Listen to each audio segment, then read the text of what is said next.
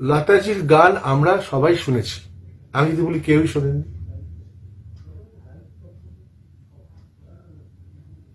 সারা ভারতবর্ষে 100-150 কোটি লোক,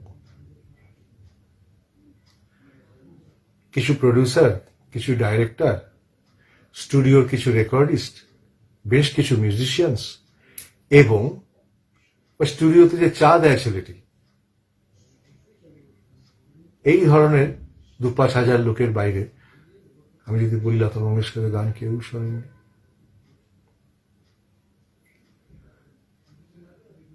লতা মঙ্গেশকর গাইছেন, আপনি শুনছেন, মাঝখানে আর কিচ্ছু নেই, কোনো কিচ্ছু নেই মাঝখানে।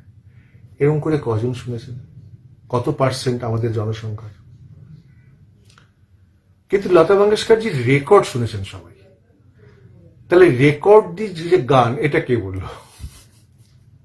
এর মাঝখানে তো অনেক শব্দ বিজ্ঞানের কথা চলে আসবে, যেগুলোকে আমরা ভুল, মানে ধরুন দুধের স্বাদ ঘোলে মেটালাম, এটা একটা কথা, আমি জেনে মেটাচ্ছি যে দুধের স্বাদটা আমি ঘোলে মেটাচ্ছি,